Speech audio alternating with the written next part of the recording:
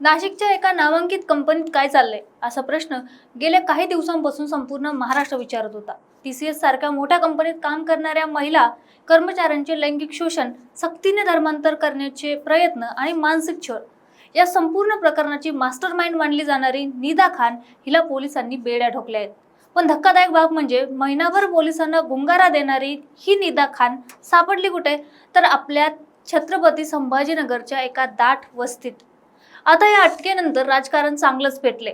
शिवसेना नेते आणि पालकमंत्री संजय शिरसाट यांनी थेट माजी खासदार इम्तियाज जलील यांच्यावर गंभीर आरोप केलेत।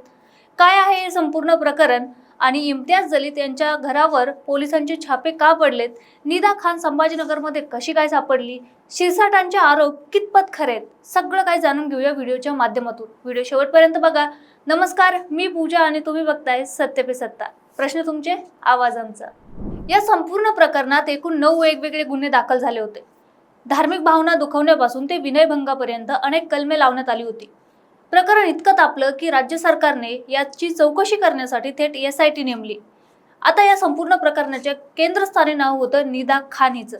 निदा खान ही या प्रकरणातील मुख्य आरोपी मानली जाते। तिच्यावर आरोप असा आहे की तिनेच महिला कर्मचाऱ्यांना जाळ्यात ओढण्याचे आणि त्यांच्यावर दबाव टाकण्याचे काम केले। मार्चमध्ये गुन्हा दाखल झाल्यापासून निदा खान फरार होती। नाशिक पोलिसांनी तिला शोधण्यासाठी जंग पछाडले, पण ती सापडली नव्हती। ती वारंवार आपले ठिकाण बदलत होती। आता वळूया सर्वात महत्त्वाच्या ट्विस्टकडे। नाशिक गुन्हे शाखा आणि छत्रपती संभाजीनगर पोलिसांनी एक संयुक्त मोहीम आखली। पोलिसांना गुप्त बातमी मिळाली की निदा खान संभाजीनगरच्या नारेगाव परिसरातील कैसर कॉलनीमध्ये लपली आहे। ती नारेगावच्या अत्यंत दाट वस्तीत असलेल्या कैसर कॉलनीत होती। आता हे पोलिसांना माहित होतं। एका फ्लॅटमध्ये ती लपून बसलेली होती। पोलिसांनी धाड टाकली तेव्हा ती तिची आई आणि मावशी यांच्यासोबत तिथे राहत होती। नाशिक गुन्हे शाखा आणि छत्रपती संभाजीनगर पोलिसांनी संयुक्त मोहीम राबवून ही कारवाई पूर्ण केली। गेल्या 1.5-2 महिन्यापासून ती पोलिसांना गुंगारा देऊन या भागात नाव बदलून किंवा लपून राहत असल्याची शक्यता वर्तवण्यात येत आहे। मंडळी, नारेगावचा हा भाग अत्यंत गजबजलेला आणि दाट वस्तीचा भाग म्हणून ओळखला जातो। तिथल्या एका फ्लॅटवर पोलिसांनी छापा टाकला आणि अखेर निदा खानला तिच्या आई आणि मावशी सोबत ताब्यात घेण्यात आलं। 1.5-2 महिने ती इथेच लपून बसली होती का, हा प्रश्न आता उपस्थित होतोय। निदा खानला अटक झाली आणि इकडे राजकारण सुरू झालं।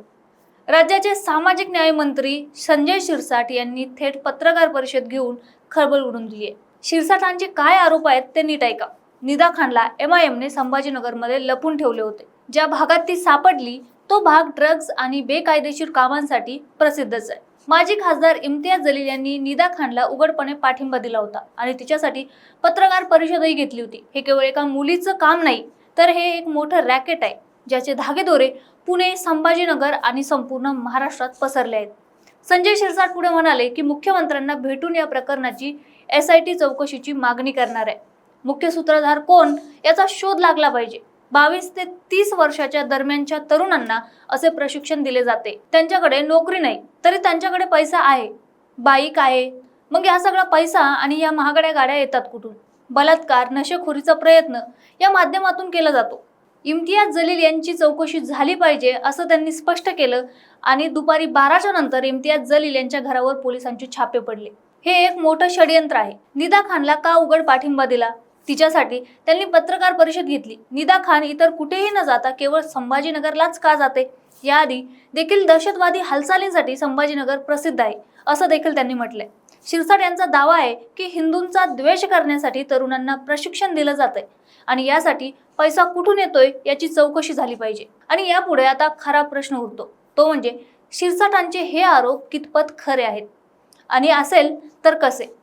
इम्तियाज जलील यांना यापूर्वी या प्रकरणावर भाष्य करताना म्हटलं होतं की पोलीस दबावाखाली काम करत आहेत आणि निदा खानला चुकीच्या पद्धतीने गोवण्याचा प्रयत्न करत आहेत। एका अर्थाने त्यांची ती बाजू मांडली होती हे नकारता येत नाही, पण तिला लपून ठेवण्यात त्यांचा हात होता का हे आता तपासाचा विषय आहे आणि ते तपासात पुढे येईल देखील। संजय शिरसाट आता मुख्यमंत्र्यांकडे जलील यांच्या चौकशीची मागणी करणार आहेत।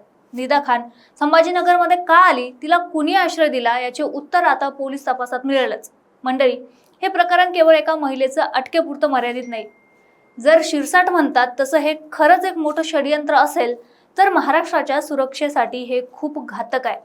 TCS सारख्या नामांकित मोठ्या कॉर्पोरेट ऑफिसमध्ये जर असं घडत असेल तर सामान्य महिलांच्या सुरक्षेचं काय? आता निदा खानच्या पोलीस कोठडीत अनेक राज बाहेर येतीलच अशी शक्यता देखील आहे.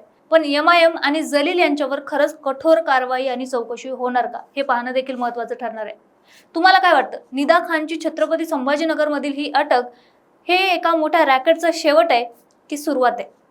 कमेंट्स मध्ये नक्की सांगा आणि अशाच माहितीपूर्ण व्हिडिओसाठी पाहत राहा सत्य पे सत्ता. प्रश्न तुमचे, आवाज आमचा. 2 महिन्यानंतर सिंगापूर ब्रांचला प्रमोशन होतंय तुझं. कॉंग्रॅच्युलेशन्स. काय ग, तुला आनंद नाही झाला? मॅडम, तुम्हाला माहितीच आहे की मला PCODचा त्रास आहे. दिवसभर फटीग असतो, सारखा मूड स्विंग होतो. उगाच एवढी जबाबदारी कशाला घ्यायची? अगं, एवढं सिरियस नाहीये ते. त्यावर सोपा उपाय आहे, डॉक्टर चाटेज होमिओपॅथी क्लिनिक. अगं, किती जणींनी तिथे उपचार घेतलेत. महाराष्ट्रात अनेक ठिकाणी त्यांच्या शाखा आहेत.